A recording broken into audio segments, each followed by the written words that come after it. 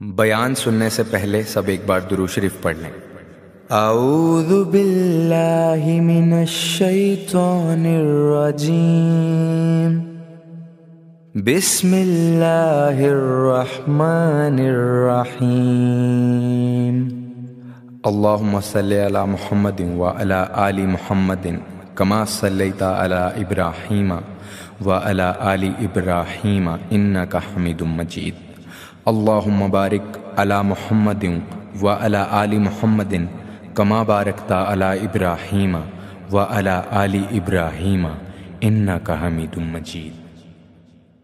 ایک قضائے حاجت کے لیے ایک باغ میں تشریف لے گئے۔ حضور باغ کے اندر داخل ہوئے ہی تھے، اونٹ بندھا ہوا تھا، تو حضرت ابو درداء رضی اللہ تعالیٰ عنہ کہتے ہیں وہ اونٹ نے حضور کی طرف دیکھا تو اس نے رونا شروع کر دیا۔ اصل میں دکھ پوچھنے والا کو ملے تو پھر ہی رونے کا مزہ آتا ہے، ہر جگہ تو دکھ سنایا بھی نہیں جا سکتا۔ ایسا ملے نا جو دکھ پوچھنے والا ہو، تسلی تشفی دینے والا ہو، جس کے کندھے پہ سر رکھ کے بندہ دیر تک روئے۔ اونٹ رونے لگا تو حضرت ابو درداء رضی اللہ تعالیٰ عنہ فرماتے ہیں نبی کریم علیہ السلام اس کی طرف بڑھے، حضور نے اس کی پشت پر ہاتھ رکھا تو وہ اور زیادہ رونے لگا۔ پھر میرے محبوب نے اپنے کان مبارک اس کے منہ کے قریب کیے تو اس نے کوئی بات کی، محبوب نے فرمایا بلاؤ نا اس کے مالک کو کہاں ہے۔ وہ جب آیا تو حضور صلی اللہ علیہ وسلم نے فرمایا کہ تم اسے اس کی ضرورت سے زیادہ اس پر وزن رکھتے ہو، اسے اذیت دیتے ہو، تکلیف پہنچاتے ہو۔ پھر حضور علیہ السلام نے فرمایا اسے کھانا اور پانی وقت پر نہیں دیتے، دھوپ چھاؤں کا خیال نہیں رکھتے۔ اور آخری لفظ حدیث کے محبوب فرمانے لگے تم اس کے بارے میں اپنے رب سے نہیں ڈرتے، اس کے حقوق کے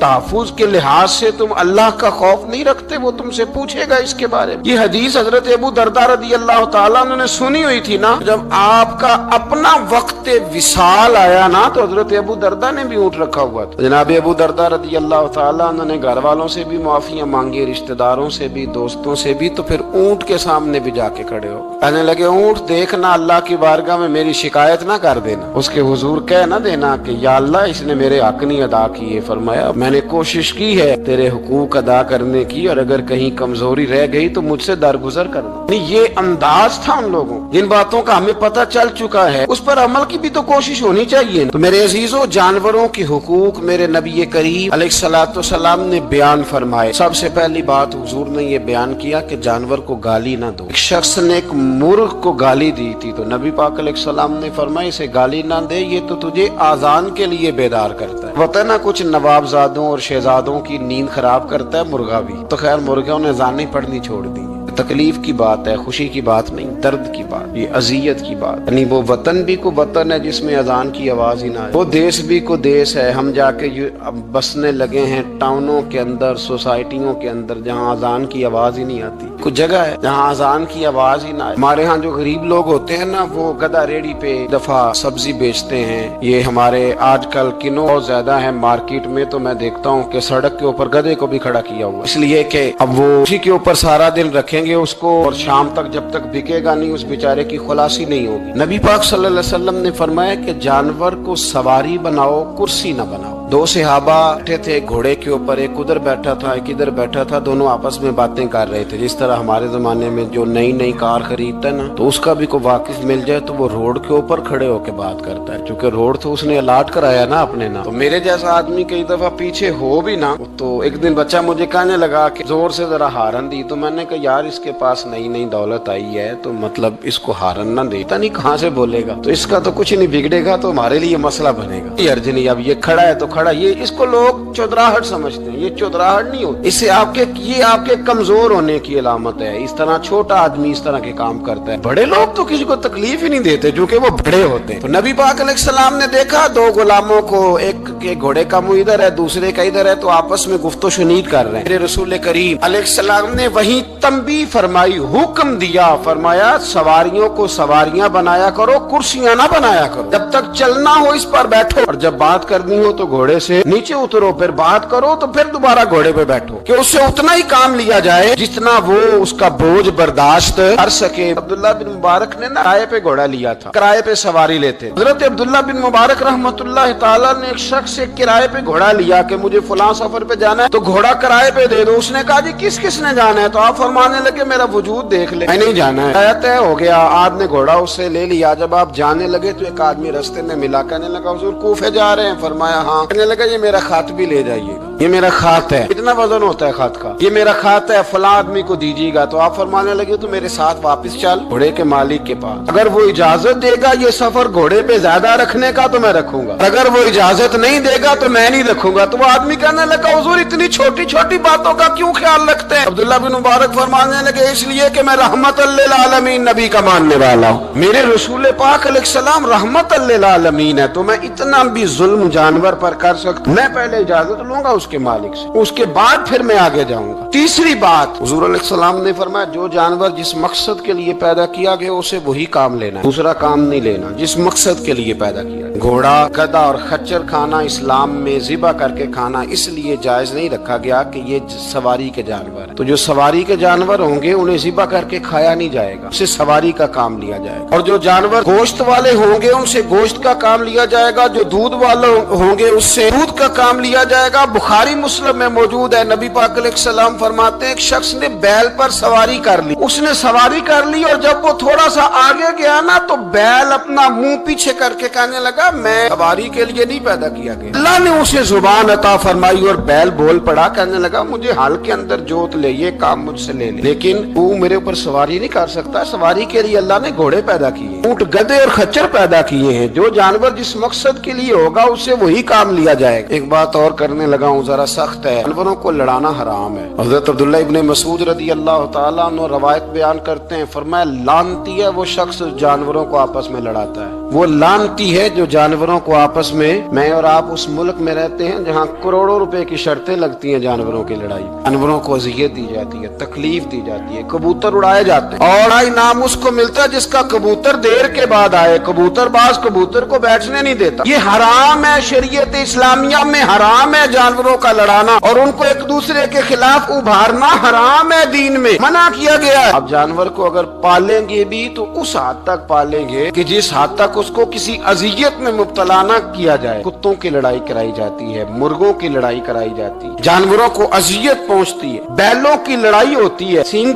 टूट जाते हैं, लहू इतना बहता है जानवरों का कि देखा नहीं जाता, लेकिन सामने बैठने वाले तालियां बजा रहे हैं। ये तो बड़े सख्त दिल लोगों के रवैये, जानवर का खून बह रहा है और आप तालियां बजा रहे हैं। मुर्गे बेचारे की चूंच लहू लुहान हो गई है, सामने वाले ने इतना मारा है और यहाँ तालियां बज रही है कि मेरा जीत गया, बजाय इसके कि उसको पट्टी की जाती, उसको देखा जाता। ये तो संग दिल लोगों का काम है। हम तो रहमतल लिल आलमीन नबी के गुलाम सल्लल्लाहु अलैहि वसल्लम, हमारे दीन ने तो हमें ये मिजाज ही नहीं दिया। हमने तो प्यार करने, हमने तो मोहब्बत बांटनी, हमने तो शफकत करनी। नबी पाक अलैहिस्सलातु वस्सलाम ने जानवर से उसके बच्चों को जुदा करने से मना फरमाया। जब तक बच्चे को माँ की जरूरत है उसे जुदा नहीं किया जाए, जब तक वो दूध पीता है उसे जुदा नहीं किया जाए। प्रिया का बच्चा भी छोटा है और उसकी माँ उसके लिए दाना लेके आती है तो उसे माँ से जुदा नहीं किया जाएगा, उसकी जज्बात का, एहसासात का ख्याल रखा जाएगा। यहाँ तो मेरे देहातों के जो बड़े समझदार किस्म के, समझदार चौधरी किस्म के लोग हैं, उनका भी जब बहू से इख्तलाफ होता है तो कहते हैं इसके बच्चे रख लो, ये जब खुद रोएगी तो लौट के आ जाएगी। इस महबूब ने जानवर से उसके बच्चे जुदा करने से मना किया, माँ से बच्चे जुदा कर रहे हैं। और सियाने लोग, कुछ मेके भी ऐसे हैं, मेके भी, वो कहते हैं बेटे तू आजा और बच्चे वापस कर दे, इसलिए कि भाई हमारा नहीं उनसे निजाम चलेगा, बच्चे उनके हैं तो तू उनको दे। या कितना जुल्म है ना, इंसान हो के ये बात कर रहा है, समझदार हो के, अक्लमंद हो के, जी शऊर हो, दावा है इसकी बुजुर्गी का। नबी रहमत अलैहिस्सलाम के गुलाम हजरत अबू हुरैरा रदी अल्लाह तआला अन्हु फरमाते हैं, मिशकात में मौजूद है, फरमाया कि चिड़िया आई और आके मेरे नबी के कंधों पे बैठ गई। उस चिड़िया ने क्या कहा कि महबूब की आंखों में आंसू आ गए, हुजूर रोए,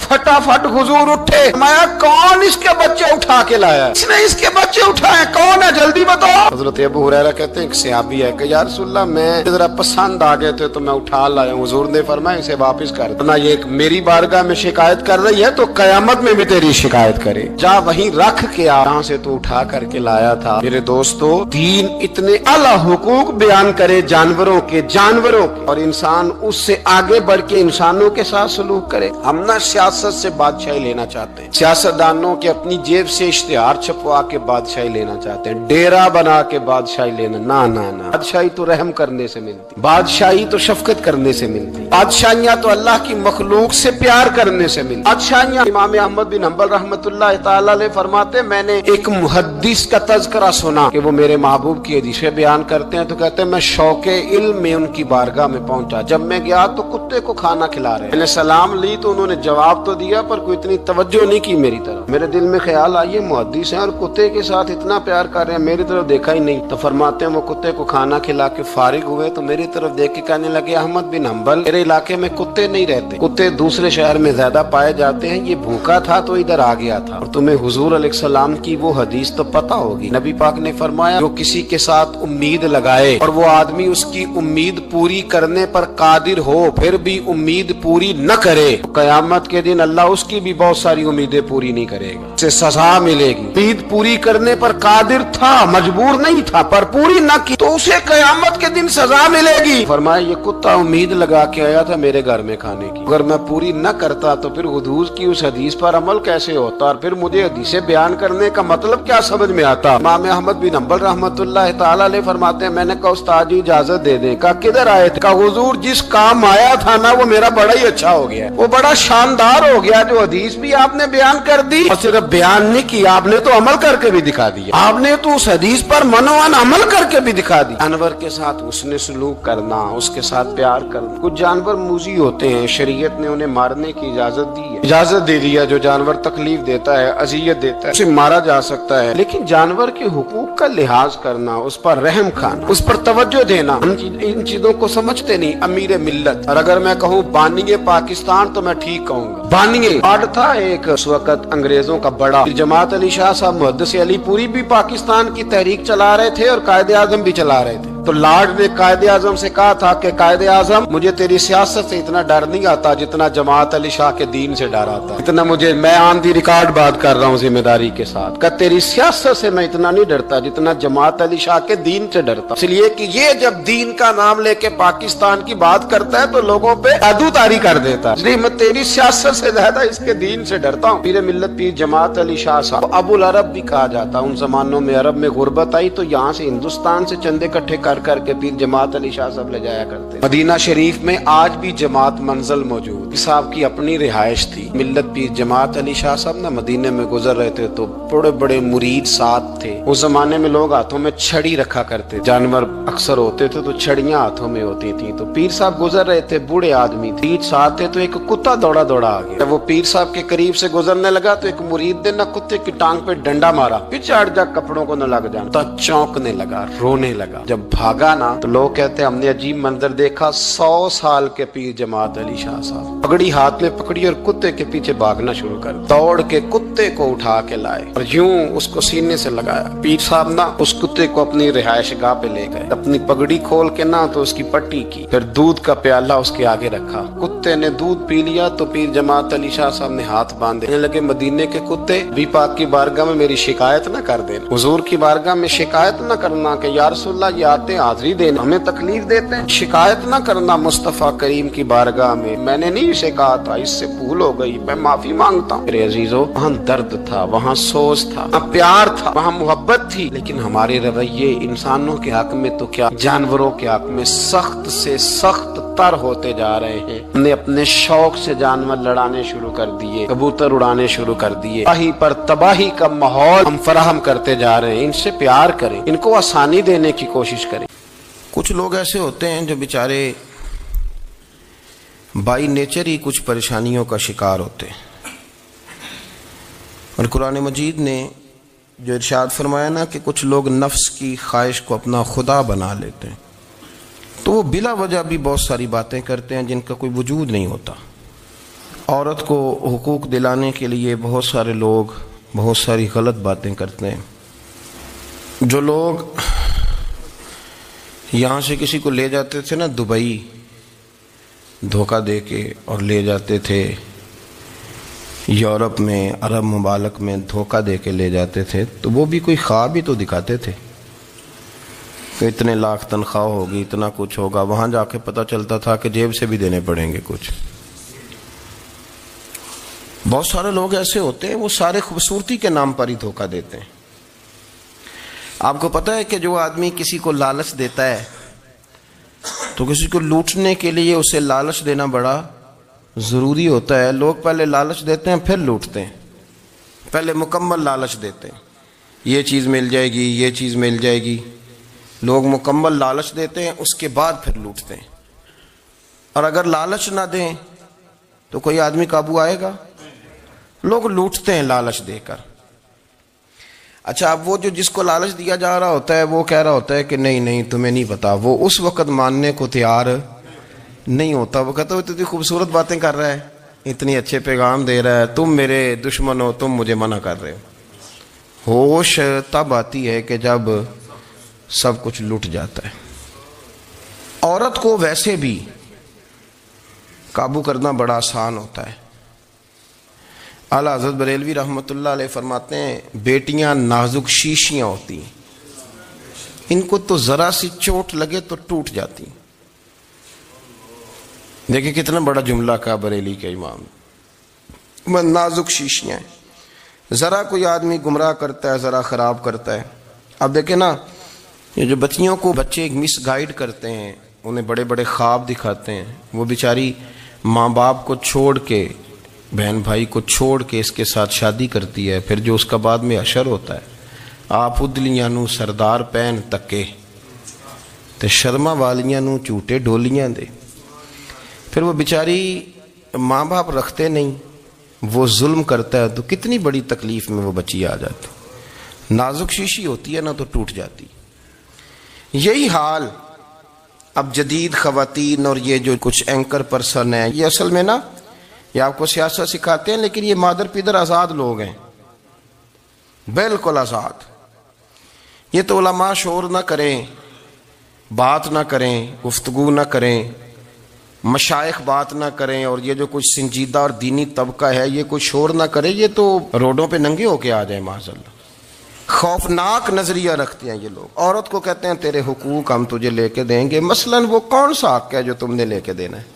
میرے نبی کریم صلی اللہ علیہ وسلم نے اس کو بیٹی بھی بنایا ہے، اس کو بہن بھی بنایا ہے، اس کو ماں بھی بنایا ہے، اسے بیوی کا عالی شان رتبہ بھی عطا فرمایا ہے۔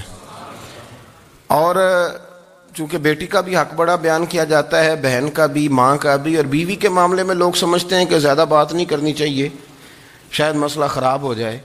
حالانکہ نبی پاک صلی اللہ تعالیٰ علیہ وسلم نے بیوی کے بارے میں پتہ کیا فرمایا؟ فرمایا جب تم نکاح کر لیتے ہو تو اپنا ایمان محفوظ کر لیتے ہو۔ اب میں اس کی شرح نہیں کرتا، اب خود کر لیجئے گا کہ وہ ایک ایسی شخصیت ہوتی ہے کہ جس کی موجودگی میں آپ کا ایمان محفوظ ہے۔ اب میں نہیں سمجھتا کہ اس سے بڑی بات کوئی اور ہو سکتی ہے، جس کی موجودگی میں آپ کا ایمان، اور بھئی یہ حدیث پاک عرض کر رہا ہوں، نکاح جب کوئی کر لے تو اس نے اپنا ایمان مکمل کر لیا۔ اس کا معنی یہ ہوا کہ آپ کا ایمان محفوظ ہے اس کی موجودگی میں، تو اس سے زیادہ بھی، یعنی ایمان سب سے قیمتی چیز ہے نا، تو اس کے محفوظ ہونے کی وجہ حضور نے نکاح بیان کر دی۔ اب میرا خیال ہے بیوی اگر کوئی اس سے بڑا حقوق مانگے گی تو بے وقوفی کرے گی۔ اتنا بڑا درجہ نبی کریم نے اسے عطا کر دیا، اتنا بڑا مقام دے دیا کہ تو خاوند کے ایمان کے محفوظ ہونے کا ذریعہ بن گئی ہے۔ عورت کو جو حقوق رسول کریم صلی اللہ تعالی علیہ وسلم نے عطا فرمائے، نبی پاک نے جو حقوق دیے، دیکھیں نا، حضرت عبداللہ ابن عمر رضی اللہ تعالیٰ عنہ کی اہلیہ بیمار تھی، تو جلدی جلدی سے وہ آئے، تو جب بہت جلدی ہو، سفر بڑا شدید تھا، تو آپ نے جلدی سے نماز ادا کی، جلدی سے چلے۔ آپ کے خادم کہنے لگے حضور خیریت ہے؟ فرمایا میری بیوی بیمار ہے۔ تو اس نے عرض کی حضور آپ کی اہلیہ بیمار ہے، تو آپ نے نماز بھی جلدی سے پڑھی، سفر بھی جلدی جلدی کیا۔ تو فرمانے لگے یہ وہ چیزیں ہیں جو ہمیں مدینے والے رسول نے سکھائی ہیں۔ آپ اس کیفیات کو سمجھیں کہ حضور صلی اللہ علیہ وسلم نے درس دیا۔ اور پھر ایک اور بہت بڑی بات، یہ فضیلت کسی اور کو نہیں دی، جو عورت کو حضور نے فضیلت دی، یہ فضیلت کسی اور کو نہیں دی۔ کبھی حضور نے فرمایا کہ تمہارا ابا تمہارے ساتھ بہت سخت رویہ کرے تو تم نے اس کو اس سختی پر داد دینی ہے؟ فرمایا چلو اگر وہ زیادتی بھی کرے تو تم نے اس کے ساتھ سلوک اچھا ہی کرنا ہے۔ لیکن آپ ایک بات کو سمجھے نا کہ بچے کے بارے میں، بیٹے کے بارے میں، بیٹی کے بارے میں فرمایا 10 سال کے ہو کے نماز نہ پڑھیں تو سختی کرو، تمہارا ڈنڈا بھی لٹکنا چاہیے۔ بہت ساری جگہوں پہ بہت سارے لوگوں کے لیے سختی کا حکم دیا، لیکن عورت کے لیے حضور نے جو جملے کہے، اصل میں ہم سمجھتے ہیں کہ یہ ایک بات ہے، مشہور ہو گئی ہے روایت حدیث، تو بس اس کے پس منظر پر اور جملوں کے حسن پر شاید معاذ اللہ غور کرنے کی ضرورت نہیں، ذرا اس لفظ کی تاثیر پر غور کریں۔ حضور نے فرمایا عورت ٹیڑھی پسلی سے پیدا کی گئی ہے، یہ ٹیڑھی ہے، اس کو سیدھا کرنے کی کوشش کرو گے تو ٹوٹ جائے گی، تو حضور پھر ہمارے لیے حکم کیا ہے؟ فرمایا جیسی ہے تم اسی کے ساتھ نبھا کرو۔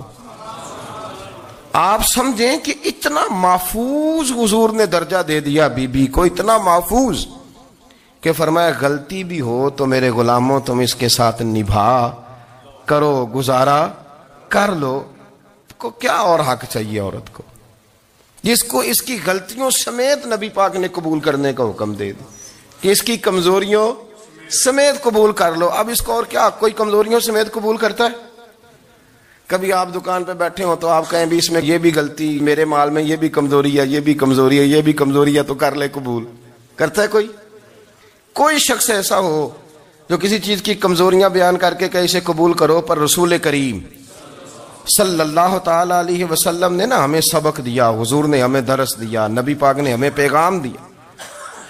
فرمایا یہ ٹیڑھی ہے، سیدھی کرنے کی کوشش کرو گے تو بیچاری ٹوٹ جائے گی، تو اس کے ساتھ نبھا کر جاؤ۔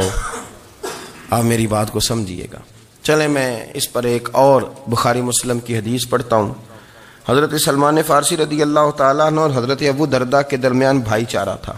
مکے سے مدینے جب لوگ آئے تو حضور نے بھائی بھائی بنایا تھا، ان کے درمیان بھائی چارہ تھا، تو ابھی پردے کی آیات نازل نہیں ہوئی تھیں، تو لوگ ایک دوسرے کی طرف جاتے تھے۔ حضرت سلمان فارسی رضی اللہ تعالیٰ عنہ حضرت ابو درداء رضی اللہ تعالیٰ عنہ کے گھر میں تشریف لے گئے تو دیکھا کہ ان کی بیوی بڑی غمگین بیٹھی ہیں۔ تو ہم نے فرمایا بہن کیا ہوا؟ تو کہنے لگی تمہارے بھائی کو دلچسپی کوئی نہیں رہی، ہر روز روزہ رکھ لیتا ہے اور ساری رات نفل پڑھتا ہے۔ حضرت سلمان فارسی کہنے لگے ٹھیک ہے کر لیتے ہیں بندوبست۔ نماز دین ہے کہ نہیں؟ دین ہے نا یہ چیزیں۔ لیکن حضرت سلمان فارسی جناب ابو درداء سے کہنے لگے آج میں نے تیرے گھر میں رہنا رات کو، کیونکہ وہ تو ساری رات نماز پڑھتے تھے، نفل پڑھتے تھے۔ انہوں نے کہا ٹھیک ہے، ایک بستر لا کے بچھا دیا حضرت سلمان فارسی کے لیے۔ سلمان فارسی فرمانے لگے دوسرا بھی لا۔ کہا وہ کیا کرنا ہے؟ فرمانے لگے تو نے بھی سونا ہے، میں نے بھی سونا ہے، تو نے بھی سونا ہے، عشاء پڑھیں گے اور پھر دونوں سوئیں گے۔ کہا میں نے تو نماز پڑھنی ہے۔ فرمایا تہجد کے وقت اٹھ کے پڑھیں گے، اللہ کے رسول بھی رات آخری حصے میں جا کے نماز پڑھتے ہیں۔ ادھر ساتھ سلا لیا، وہ تھوڑی کو دیر سوئے، اب عادت تھی ساری رات اٹھنے کی، ذرا اٹھنے لگے بستر سے تو حضرت سلمان فارسی فرمایا چپ کر کے سو جا، وہ بڑی رات پڑی ہوئی، چپ کر کے سو جا۔ وہ لیٹ گئے، پھر اٹھنے لگے تو فرمایا سو جا چپ کر کے، بڑا ٹائم ہے۔ سحری کے وقت اٹھے، نفل پڑھے، ان کا ارادہ تھا روزہ رکھنے کا، تو فرمانے لگے کل رکھا تھا نا نفلی روزہ؟ جی رکھا تھا۔ پرسوں بھی رکھا تھا، ترسوں بھی رکھا تھا۔ فرمایا آج نہیں رکھنا، آج میں تیرا مہمان ہوں، سارا دن کٹھے مل کے روٹیاں کھائیں گے، آج نہیں روزہ رکھنا۔ سلا دیا۔ اب حضرت ابو درداء رضی اللہ تعالیٰ عنہ کہہ تو کچھ نہ سکے، پر کہنے لگے سلمان تم پتہ تم کیا کر رہے ہو، نہ تم نے مجھے رات اٹھ کے زیادہ نفل پڑھنے دیے، سویرے روزہ نہیں رکھنے دیا۔ تو حضرت سلمان فارسی کہنے لگے کوئی لمبی بات تو نہیں نا، چلتے ہیں نا ابھی فجر میں مسجد نبی میں، تو نبی پاک کو بتاتے ہیں سرکار دو عالم علیہ السلام کی خدمت میں تو اپنی بات کرنا، میں اپنی کروں گا، حضور نتیجے کا اعلان فرما دیں گے، بات طے ہو جائے گی۔ حاضر خدمت ہوئے، عرض کی یا رسول اللہ صلی اللہ تعالی علیہ وسلم یہ ساری رات نفل پڑھتے ہیں، ہر روز روزہ رکھتے ہیں، ان کی اہلیہ غمگین بیٹھی ہیں، حکم فرمائیں۔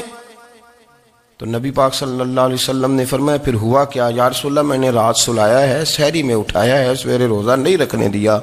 نبی پاک نے فرمایا سلمان فارسی نے ٹھیک کیا ہے، سلمان فارسی نے ٹھیک کیا۔ پھر حضور نے فرمایا، نبی کریم نے فرمایا ابو درداء تیرے اوپر اگر اللہ کا حق ہے، اس کے رسول کا حق ہے، دین کا حق ہے، تو فرمایا تیری آنکھ کا بھی تیرے اوپر حق ہے، تیرے وجود کا بھی تیرے اوپر حق ہے۔ یہ حضور نے فرمایا تیرے بچوں کا بھی تیرے اوپر حق ہے، تیری بیوی کا بھی تیرے اوپر حق۔ اس حق کو بھی سمجھے، حقوق اللہ بھی ہیں، پر تیری آنکھ کا بھی تیرے اوپر کیا مانا کہ تیری آنکھ سونا چاہتی ہے تو اسے سلا بھی، تیرے وجود کا بھی تیرے اوپر حق ہے، تو تیرا وجود آرام کرنا چاہتا ہے تو اسے آرام بھی کرا. اور پھر وہاں نبی پاک صلی اللہ علیہ وسلم نے فرمایا میں تم سب, سننا یہ لفظ حدیث کے, حضور نے اسی موقع پر فرمایا میں تم سب سے زیادہ اپنے رب کو جانتا ہوں اور میں تم سب سے بڑھ کر اپنے رب سے ڈرتا ہوں.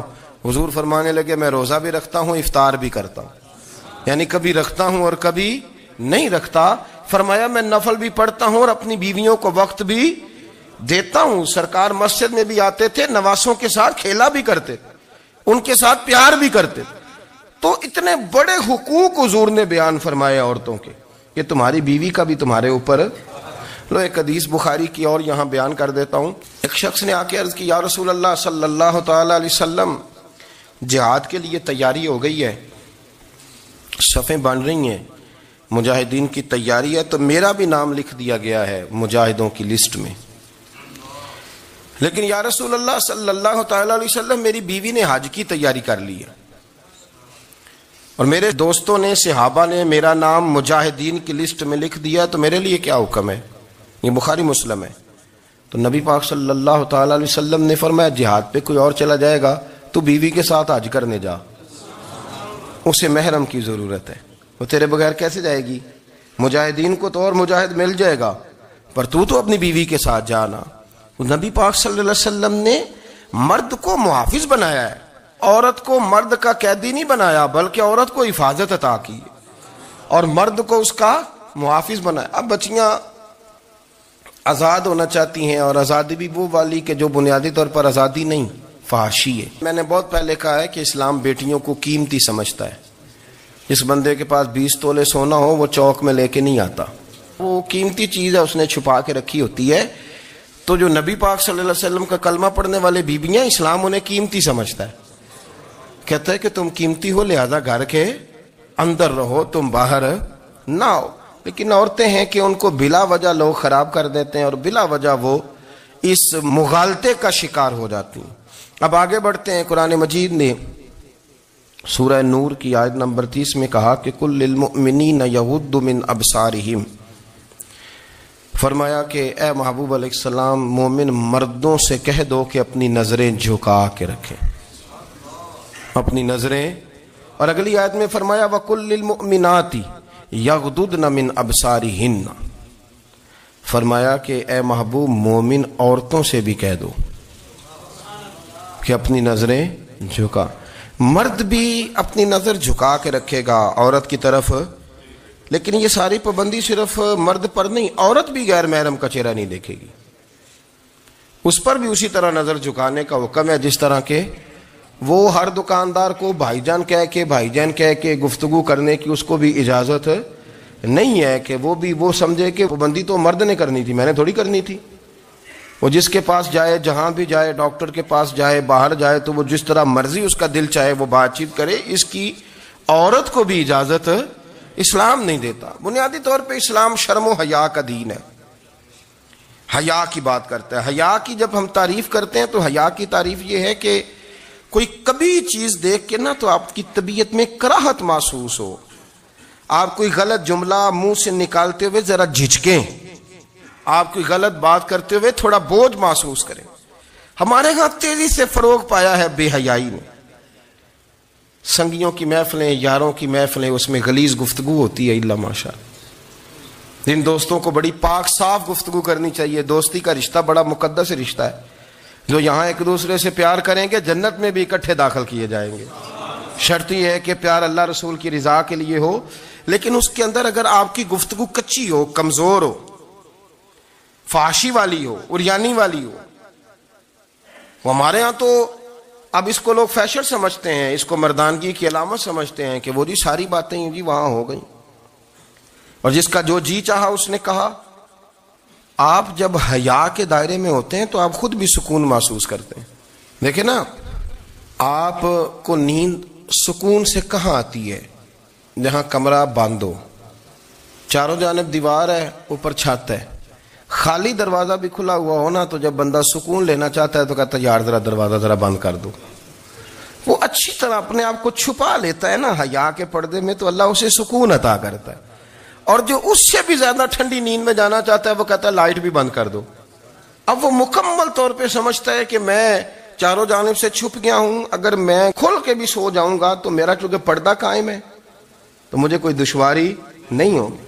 आप जब छुप जाते हैं, जब आप हया के अंदर सिमट जाते हैं, जब आप चादर के अंदर आ जाते हैं, तो आप बहुत सारी जगहों पे आसानी महसूस करते हैं। तो हया तो आपको सुकून देती है, हया तो दिल को राहत देती है। मैं बड़ी जिम्मेदारी से बात अर्ज करता हूं, कुरान मजीद ने ना एक मकाम पे मजाक को, एक मजा होता है खुशतबी, वो नहीं मजाक, मजाक उड़ाना, कुरान पाक ने ना मजाक को एक जगह पे जाहिलों का तरीका भी करार दिया है। बनी इसराइल के लोगों से हजरत मूसा ने कहा कि गाय ज़िबा करो और एक टुकड़ा मकतूल को मारो, जिंदा हो के खुद बता देगा मुझे किस बंदे ने कत्ल किया। तो कहने लगे आप हमारे साथ मजाक कर रहे हैं। तो कुरान मजीद कहता है कि हजरत सैयदना मूसा अलैहिस्सलाम फरमाने लगे आऊज़ु बिल्लाहि अन अकून मिनल जाहिलीन, फरमाने लगे मैं अल्लाह की पनाह मांगता हूं कि मैं जाहिलों में से हो जाऊं। ये मजाक करना तो जाहिलों का तरीका है। अगर आपकी जुबान से बेहयाई का जुमला निकल गया, अगर आपकी जुबान से बेहयाई का जुमला निकल गया, आपने कह दिया कि हम आजाद लोग हैं, जो मर्जी करेंगे, जो मर्जी कहेंगे, जो हमारा दिल में आएगा करेंगे, तो फिर तो लोग आपका वो अशर करेंगे कि आपसे बर्दाश्त ही नहीं होगा। जिसका लोग मजाक बना लेते हैं और जो मजाक बन जाता है फिर उसे कुछ जीने देता है। आप हया की चादर में छुपेंगे तो बचेंगे।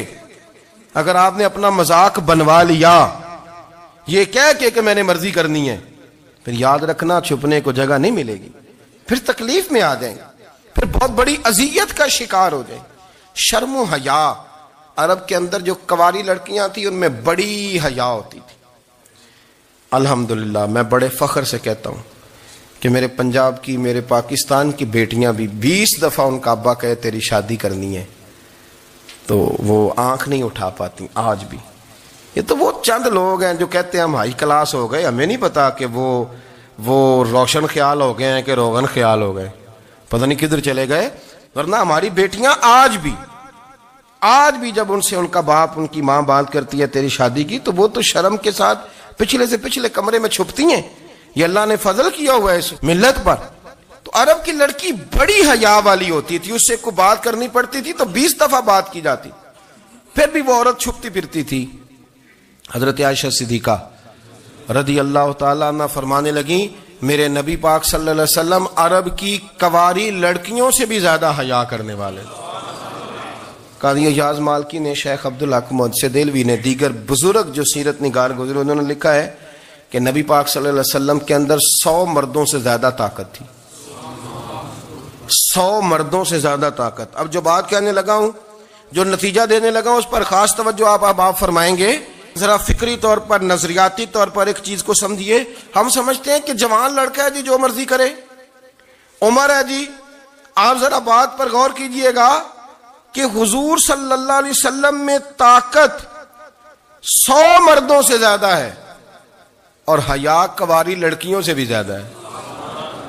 जरा इस बात का तकाबुली जायजा कीजिएगा कि ताकत 100 मर्द से ज्यादा है लेकिन हया कवारी लड़की से भी ज्यादा है। इसका माना ये हुआ कि जिस टहनी को फल ज्यादा लग जाते हैं वो झुका करती। तो हया तो हुस्न है, हया तो आपको पाक साफ करेगा, हया तो आपको निराला करेगा, अनोखा करेगा। वो हमारे एक दानिशवर है, तुमने मजमून लिखा, कई बातें बड़ी पसंद आती हैं। वो कहते हैं कि मेरी अहलिया, उनको भी किसी ने ना मिस गाइड कर दिया था, हालांकि अच्छी खातून है, किसी ने मिस गाइड कर दिया। तो वो भी समाजी और वेलफेयर और ये खवातीन को शौक होता ना बनने का, तो वो भी समाज के अंदर अच्छा मकाम तलाश करने के मूड में आ गई। तो कहीं एक दिन जाना था तो बड़ी बन संवर के मेरे साथ वो गाड़ी में बैठ गई। तो मैं गाड़ी में, औरतों को ये भी मसला होता है ना कि हमारी तारीफ करो, तो कई दफ़ा बाद मर्दों बेचारों को झूठ बोलना पड़ता है, तो ज़बरदस्ती कराती है ना जी। तो उसमें गुंजाइश भी दी है शरीयत ने गुंजाइश दी है कि कभी बीवी को राज़ी करने के लिए खिलाफ वाक़या बात करनी पड़े तो कर लेनी चाहिए। तो वो कराती भी हैं। 3 मौके पर खिलाफ वाक़या बात करने की इजाज़त है। वाक़े के खिलाफ भी आप बात कर सकते हैं, जंग के मौके पर 2 लोगों को सुलह कराने के लिए और बीवी को राज़ी करने के लिए कर लें कोई ऐसी बात, बेशक अपनी तबीयत पे जबर करके कर ले, गुंजाइश है, इजाज़त है। तो वो कहते हैं जब वो गाड़ी में मेरे साथ बैठी बन सवर के, تو وہ تقاضا کرنے لگی کہ میں نے مطلب بڑے اچھے کپڑے پہنے ہیں پر آپ نے توجہ نہیں کرائی. وہ سیاںا بندہ تھا, وہ چاہ رہا تھا کہ میری خاتون سمجھ جائیں. وہ کہتے ہیں مجھے پتا تھا کہ بیچاری مس گائیڈ ہو گئی ہے, دل کی بڑی اچھی ہے, سیاਣੀ ہے, لیکن اس کو نا کچھ خواتین نے, کچھ لوگوں نے مل کے اس کو ذہن غلط کر دیا ہے کہ سماج میں نکلو, باہر جاؤ, کام کرو, فلاں کرو, اپنی مرضی سے جیو. تو میرے ساتھ گاڑی میں بیٹھی کہیں جانے کے لیے, تو مجھ سے کہنے لگی کہ آپ نے میری طرف توجہ ہی نہیں کی, آپ نے کوئی ذکر ہی نہیں کیا کہ میں کیسی لگ رہی ہوں. تو وہ کہتے ہیں میں نے اسے کہا کہ اگر تو ناراض نہ ہو تو پھر میں صحیح والی تعریف کر دوں. تو اس نے کہا کہ آپ کر دیں. تو کہتے ہیں میں نے درد سے اور خلوص سے اپنی بیوی سے کہا, خلوص کے ساتھ. میں نے کہا میں تو روز گھر ہوتا ہوں, روز شام کو گھر ہوتا ہوں, اگر تو میرے لیے تیار ہوتی تو میں تیری تعریف کرتا, لیکن آج تو باہر جانے کے لیے تیار ہوئی, تو پھر ان سے تعریف کی امید رکھ جن کے لیے تو نے تیاری کی ہے. میرے لیے تیاری کرتی تو میں تو ہر شام تیرے پاس ہوتا ہوں. کہتے وہ میرے لفظوں میں درد تھا تو وہ بھی رو پڑی. اور کہنے لگی آپ گاڑی روک دیں, مجھے باہر جا کے کسی کو راضی نہیں کرنا, میں نے اسے راضی کرنا ہے جس کو رب کریم نے میرا شوہر بنایا اور میرے لیے منتخب کیا ہے میرے ماں باپ کو. میں واپس لوٹتی ہوں. یہ ایک پہلو ہے سلگتا ہوا, اس کو سمجھا جائے. رسول کریم صلی اللہ علیہ وسلم عرب کی کواری لڑکیوں سے زیادہ حیا والے تھے, کواری لڑکیوں سے زیادہ حضور حیا فرمایا کرتے تھے. جب خانہ کعبہ کی مکہ شریف میں تعمیر ہو رہی تھی نا, اہل عرب اس کو تعمیر کر رہے تھے, تو نبی پاک صلی اللہ علیہ وسلم اپنے چچا حضرت عباس کے ساتھ خانہ کعبہ کی تعریف میں مصروف تھے. تو عرب کے لوگ چونکہ لمبا کرتا پہنتے تھے پیروں تک, تو نیچے اگر کسی وقت کوئی چیز نہیں بھی ہوتی تھی تو کسی کو وہ نظر نہیں آتی تھی, چونکہ پردہ رہتا تھا, ایک لمبا کرتا پہنا ہوا ہوتا تھا. تو جب بچے, سرکار کی عمر مبارک بھی ابھی تھوڑی تھی, تو اس طرح بچے جب نکلتے تو وہ کئی دفعہ اپنی تہمت اتار دیتے نیچے سے, اور کوئی مزدوری کرنے لگتے تو 3-4 طے کر کے نا تہمت کی کندھے پہ رکھ لیتے, جس طرح کبھی دیہاتوں میں لوگ کپڑا سر پہ رکھتے تھے کہ اوپر اگر کوئی وزنی چیز رکھیں گے تو وہ تکلیف نہیں دے گی. نبی پاک صلی اللہ علیہ وسلم بھی سب لوگوں کے ساتھ خانہ کعبہ کی تعمیر میں شامل تھے. تو حضرت عباس رضی اللہ تعالیٰ عنہ نے کہا حضور سے, ابھی اللہ نے نبوت بھی نہیں فرمایا تھا, بھتیجے آپ بھی تہمت اتاریے, یہ صحیح مسلم میں حدیث موجود, اور اس کو کندھے پہ رکھ لیجیے, آپ اینٹیں اٹھا اٹھا کے لا رہے ہیں تو ذرا آپ کو تکلیف نہیں ہوگی.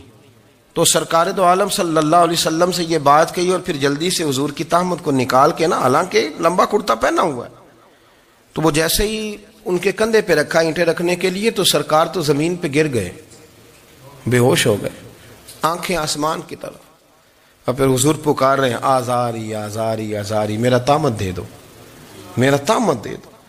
کبھی کوئی شخص اس وجہ سے بھی بے ہوش ہوا ہے کہ میرے وجود سے کپڑا اتر گیا ہے, حالانکہ سرکار پر وہ بے ہوشی بھی نبی پاک کا وہ جو غلبہ ہے نا شرم و حیا کا, اس کی وجہ سے ہوئی. ورنہ تو حضور فرماتے ہیں کہ میری آنکھیں سو جاتی ہیں, دل تو میرا اس عالم میں بھی جاگتا رہتا ہے. تو سرکار زمین پہ تشریف لے آئے, آنکھیں میرا تہمت دے دو, میرا تہمت دے دو. تو جلدی سے انہوں نے تہمت دیا, تو حضور نے باندھ لیا. پھر طبیعت مبارک میں تسلی ہوئی. یعنی ہم اس رسول کے غلام ہیں کہ جن کے تو وجود سے کپڑا اتر جائے تو حضور برداشت نہیں کرتے, قبول نہیں فرماتے, تکلیف شروع ہو جاتی. لیکن یہاں نوجوان ہیں اور بڑا قد کاٹ ہے اور بڑے بڑے سمجھدار لوگ ہیں, گرمی آتی ہیں تو شارٹ کپڑے پہن کے گھومتے ہیں. ان کو خیال نہیں کہ یہ وہ والا لباس ہے جو باہر تو کیا گھر میں اماں کے سامنے نہیں پہننا چاہیے, بہنوں اور بیٹیوں کے سامنے نہیں پہننا چاہیے. آپ کی گفتگو میں شرم و حیا ہو, آپ کے لب و لہجے کے اندر حسن ہو. آپ کو پتہ ہے نبی پاک صلی اللہ علیہ وسلم نے فرمایا میری امت میں سب سے زیادہ حیا کرنے والے عثمان غنی ہیں. عثمان غنی سب سے زیادہ حیا کرنے والے. آپ فرمایا کرتے تھے جب سے حضور کا چہرہ دیکھا ہے میں نے کبھی اپنی شرمگاہ بھی نہیں دیکھی, میں نے آنکھوں کا وضو نہیں توڑا, اور جب سے حضور کے دست مبارک میں میں نے بیعت کے لیے سیدھا ہاتھ بڑھایا تو پھر سیدھا ہاتھ میں نے کبھی گندگی کو نہیں لگایا. حیا تھی. آپ باتھ روم کے اندر بھی غسل فرماتے تھے تو کپڑوں سمیت کرتے تھے. کسی نے کہا حضرت جی واش روم کے اندر کیوں نہیں کپڑے اتارتے؟ آپ فرمانے لگے باہر بندوں سے حیا کرتا ہوں, اندر جاتا ہوں تو رب سے حیا آنی شروع ہو جاتی, وہ تو دیکھ رہا ہے نا. تو میں جو بات آپ کی خدمت میں عرض کرنا چاہتا ہوں اس کو آپ سمجھیے گا میرے عزیز, کہ شرم والا مزاج، گفتگو بھی شرم والی، آنکھیں بھی شرم والی، لباس بھی شرم والا، دوستی یاری بھی شرم والی، بہت ساری ایسی باتیں. دیکھیں نا آپ ذرا، میں نے کہا کہ باتوں کو سن کے گزر نہ جایا کریں، اس کی گہرائی پر غور کریں. حضور علم کا سمندر ہے، سرکار سے زیادہ علم دنیا میں کسی کے پاس موجود نہیں ہے، اور صحابہ کو موقع ملا ہوا ہے اس سمندر سے فیض لینے کا. لیکن ان کی حالت یہ ہے کہ حضرت علی المرتضیٰ فرماتے ہیں 14 دن گزر جاتے. حضور سے کوئی سوال پوچھنا ہوتا تھا پر میں شرم کے مارے نہیں پوچھ پاتا تھا. 14 دن بخاری شریف میں موجود ہے. ایک دن نبی پاک صلی اللہ علیہ وسلم نے پوچھا صحابہ سے کہ وہ کون سا درخت ہے جس کے پتے نہیں گرتے، اور وہ درخت اس طرح ہے جس طرح مومن ہوتا ہے. وہ درخت میرے مومن کی طرح بتاؤ. حضرت عبداللہ ابن عمر فرماتے مجھے پتا تھا کہ وہ کھجور کا درخت ہے، لیکن چونکہ ابو بکر صدیق بھی بیٹھے ہیں، عمر فاروق بھی بیٹھے ہیں، مولا علی بھی بیٹھے ہیں، عثمان غنی بھی بیٹھے ہیں، اتنے جید لوگ بیٹھے ہیں، تو مجھے حیا آتی تھی کہ میں کیوں جواب دوں. کہتے ہیں سرکار نے کئی دفعہ پوچھا، لوگوں نے کئی اور درخت بتائے، پر فرمایا تمہارا جواب درست نہیں ہے. آپ حیا کے اس پہلو پر غور کریں کہ سوال کا جواب آتا ہے. سوال کا جواب یعنی مجھے سوال کا جواب آتا اور پھر میں دوں نہ، مجھے بدعزمی نہ ہو جائے گی. یہ کیسے ممکن ہے کہ میری رات گزر جائے، مجھے پتا بھی تھا اور میں نے بتایا نہیں. بہت سارے لوگ آ کے بہت ساری باتیں بتاتے ہیں، بہت ساری باتیں وہ سمجھاتے ہیں، تو ہم غور سے ان کا چہرہ دیکھنے لگ جاتے ہیں، کہتے ہیں یار اس کا تو دعویٰ تھا کہ میں سمجھنے آتا ہوں، تو یہ تو ہمیں سمجھا رہا ہے. چلو الحمدللہ ہم سمجھنے کو تیار ہیں.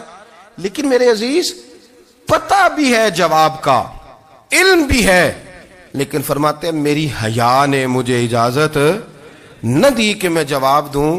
آپ فرماتے ہیں پھر حضور سے صحابہ نے عرض کی کہ یا رسول اللہ آپ ہی بتا دیں وہ درخت کون سا ہے. تو حضور نے فرمایا بھئی وہ کھجور کا درخت ہے. تو آپ فرماتے ہیں میں دل میں کہہ رہا تھا کہ الحمدللہ میرا جواب درست ہے، حالانکہ میں نے جواب دیا ہی نہیں. تو لفظوں میں حیا، جملوں میں حیا، آنکھوں میں حیا، اٹھنے میں حیا، بیٹھنے میں حیا، چلنے میں حیا ایک خوبصورت حسن ہے. اور نبی پاک صلی اللہ علیہ وسلم نے فرمایا جب تو بے حیا ہو جائے نا پھر تو آزاد ہے، پھر تو جو مرضی کا، پھر تو جو. اس لیے بزرگ جب کسی کو بے حیا کہتے تھے نا، اللہ اکبر، اور جب کسی کو کہتے تھے نا یہ بے حیا ہے تو لوگ سمجھتے تھے کہ کوئی ہلکی سی بات کر دی ہے، لیکن ان کا معنی یہ ہوتا تھا کہ بس بھائی اب اس کے ساتھ کوئی کلام کرنے کی ضرورت ہے، اس کو اب اصلاح کی ضرورت نہیں، یہ بے حیا ہے. کیا معنی؟ کہ اب یہ جو اس کے دل میں آئے گا وہ کرے گا، جو اس کی طبیعت چاہے گی وہ کرے گا، اب یہ کسی پہلو بھی قابو آنے کو تیار بے حیا ہو گیا. بے حیائی بہت بڑا عیب ہے. اور جو لوگ کہتے ہیں کہ ہمیں بالکل آزادی ہونی چاہیے، ہمارا اپنا جسم ہے تو ہماری اپنی مرضی چلے گی. ایک وزیر صاحب ہیں، پتہ نہیں میں ان کو جانتا تو نہیں، انہوں نے سینٹ میں تقریر کی ہے، میں نے ان کی بات سنی ہے. اس نے کہا نہیں بھائی جسم رب کا ہے تو مرضی بھی تو رب کریم کی چلے گی، اور مرضی بھی اللہ کی. یہ مجھے تھوڑا سا مسئلہ ہے جسم پر، کبھی کبھی مجھے کثرت سفر سے الرجی ہو جاتی ہے. میرے ساتھ لوگ نا دل سے پیار کرتے ہیں، شاید ہی کوئی اچھا ڈاکٹر ہو جس تک میرے سنگی مجھے لے کے نہ گئے ہوں، پر جسم اللہ کا ہے نا، مرضی بھی جب وہ چاہے گا صحت دے گا.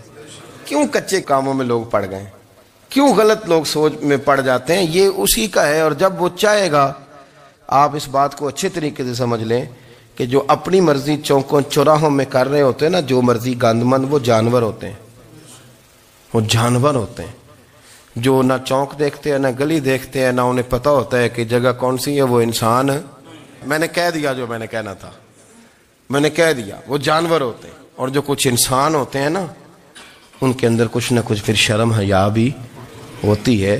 وہ چوکوں چوراہوں میں وہ حرکتیں اور وہ کام نہیں کرتے جو جانور کرتے ہیں. ان کے لیے بڑے پردے ہوتے ہیں، ان کے لیے بڑی باتیں ہوتی ہے، ان کے لیے بڑا کچھ ہوتا ہے. جو بالکل آزاد ہو جائے، کوئی پتہ نہ ہو کس وقت کیا کہنا ہے کیا کرنا ہے، تو پھر وہ دائرہ انسانیت سے خارج ہو جاتا ہے. ہم آپ کو کیا دعوت دیں؟ آپ تو وہ باتیں کر رہے ہیں جو اسلام کا انسانیت کے حق میں بھی ٹھیک نہیں. آپ تو وہ والی باتیں کر رہے ہیں جن کا انسانیت بھی تقاضا نہیں کرتی کہ یہ باتیں ہونی چاہیے. لیکن ایک بات، میں تو جذباتی نہیں ہوتا، میں بڑے غور سے چیزوں کو دیکھتا ہوں، سنتا ہوں. اور نہ میں ان موسمی مینڈکوں کی، وہ مجھے عاتق صاحب کہنے لگے جی بڑے بڑے مولوی ایک بندے کے ساتھ بیٹھے ہوئے ہوتے تھے اور وہ روزے میں بڑے بڑے درس دیتا تھا تو وہ بھی فلانی فلانی حرکتیں کر رہا ہے. تو میں نے کہا ہم نے تو پرانا کہا تھا کہ موسمی مینڈک ہے، تو پرانے کہہ رہے ہیں کہ اداکار ہے، تو وہ جہاں کاسٹ کریں گے وہاں وہ اداکاری کرے گا. آپ کسی مذہبی جگہ کر لیں تو وہاں کر لے گا، کہیں اور جگہ کریں گے تو ہم تو پرانا کہہ رہے ہیں. تو کسی کو کبھی سمجھ آتی ہے تو کسی کو کبھی اور جگہ جا کے سمجھ آتی ہے. ہم ان لوگوں سے پریشان نہیں ہوتے. کیوں؟ سن لیں، کوئی مایوسی نہیں. ان کے اندر جتنا زور ہے وہ لگائیں. یہ ملک بنا ہے رسول اللہ کے نام پہ، یہ اللہ نے تحفہ دیا ہے امت مسلمہ کو. یہ نبی پاک کے نام پہ بنا ہے تو یہاں جھنڈا بھی وہی والا بلند ہونا ہے جو مدینے والے رسول کا جھنڈا ہے، اور یہاں وہی کام چلے گا جو نبی پاک نے بیان فرمایا. بسم اللہ الرحمن الرحیم.